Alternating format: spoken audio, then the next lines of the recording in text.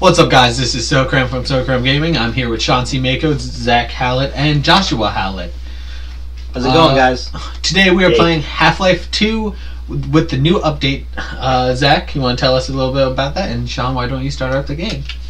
We're playing Half-Life 2 update, the community developed update developed by my friend Philip Victor and released onto Steam over the previous weekend. That would be the weekend before Easter weekend. And Sean here is going to be playing a game that he's never played this game before. I don't think he's really played any first-person shooters before. No, I'm a Nintendo guy. I don't play Half-Lives or... So, Who's this guy? It's that's the G-Man. Is that from the Twilight Zone? It's like Big Brother, right? Kind of. He's like a interdimensional businessman, and you're caught up in his plans. I'm pretty sure he's just like Benedict Cumberbatch in the future. He does look nothing like Benedict Cumberbatch. I could see it, just the tiniest. I can see just the lines around the mouth. Now, kind of. is he updated? Did they update the him? lighting on him is updated. We didn't do any work with a lot of people think we did a lot of work on textures and models, which we did not. We tried that, and it kind of was distracting, and it kind of changed the game's tone and style too much. Oh. We really want there to be no other reason to play anything but this. If you're looking to play Half-Life 2, there's no reason not to play the update over, say, the original. That's why it's called update. Yes, it's an update. It's not a remaster. Yeah, it is an update. That's a big confusion, right? There's some confusion about that. Yeah, some people thought it was going to be a complete overhaul, a complete reworking, but it's really more of an update or a remastering. And how much did Valve do on this? Valve's involvement in the project was mostly just letting us do it, and you're getting the picture taken. It was mostly just in letting us do it, and in excuse me. Is that like a periodic table thing? Where? SI 47. Is that like salt? Silicon? Is that salt? That'd be silicon. There's Salt is NaCl. Yeah. Sodium chloride. It might be. There's a lot of science puns in the game. Almost every chapter in this game is a science pun. Was it SI 47? I think that's. That's what it said. Yeah, on the train. I don't know off the top of my head. I don't have a periodic table in the room here. Gotcha. What? I thought you knew that all by hand. So how did you get involved in the project? It's a funny story actually. I learned about the project, and then I went on to the forum for the project. It was an old Steam group, and I just posted something, and people were all talking about how the project was dead. So I checked my friend Victor's account, and I saw that he was my friend at the time, and I saw that he's been playing Half-Life 2 for like several thousand hours. And what? Grab my iPad for me. I'm gonna look up silicon. Yeah, my brother's looking up silicon. I asked him. Excuse me. And I posted online that the project can't be dead because he's spending thousands of hours in Half-Life 2. He's working on it all the time. Right.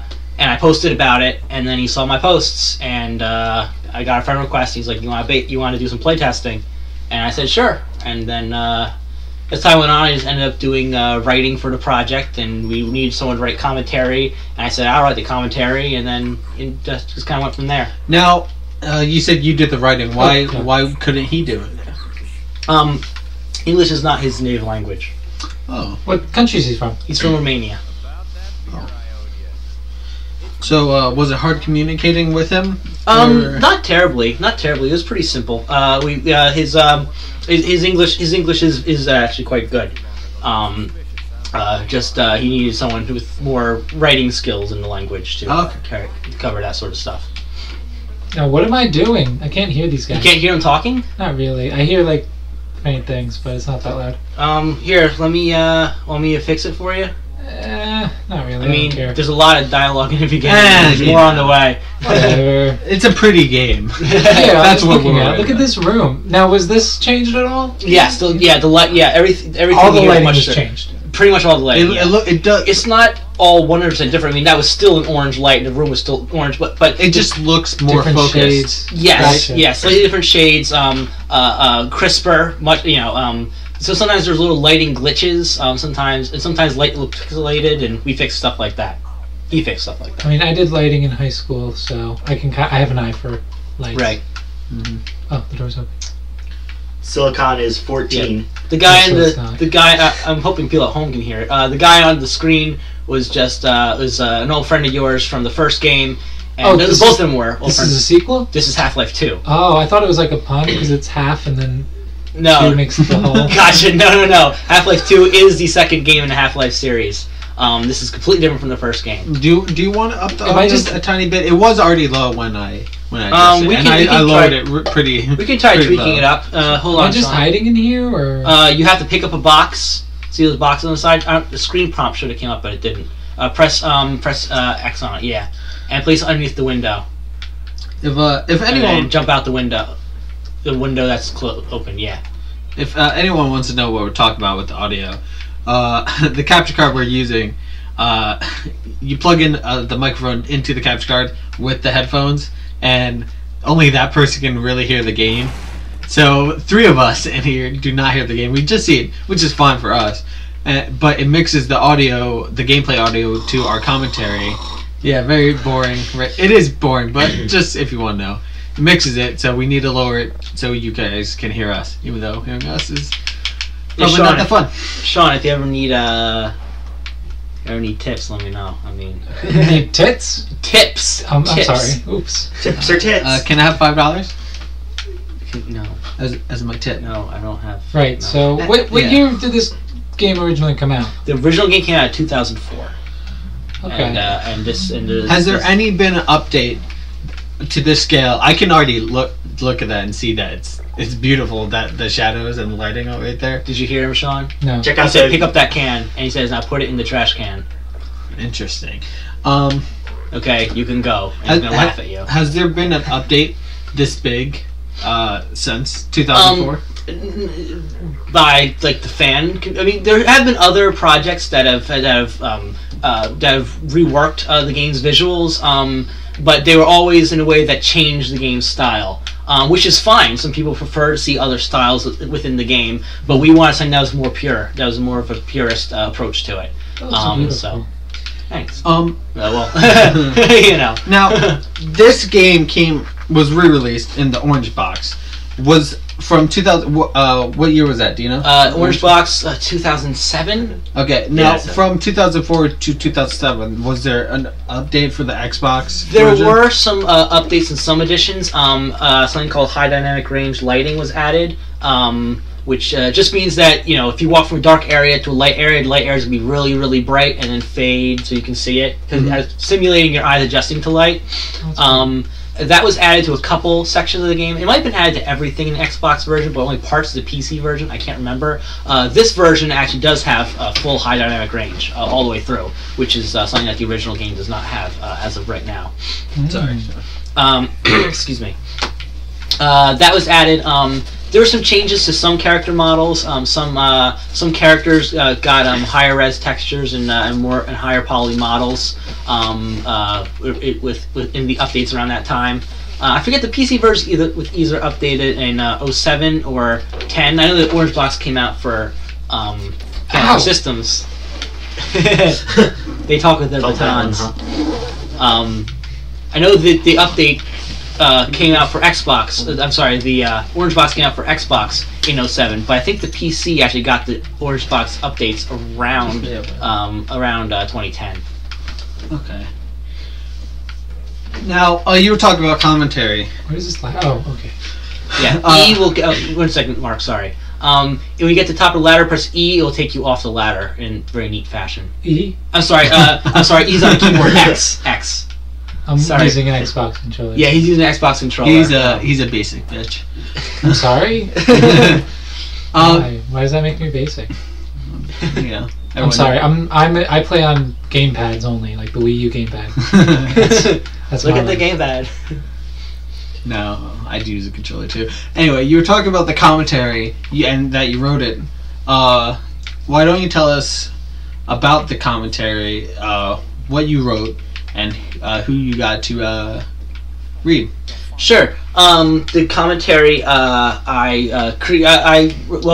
the first chapter actually, the commentary in this chapter, we don't have the commentary mode on because we want you to hear that for yourselves. The commentary for the first chapter, actually, we got a lot of community involvement with.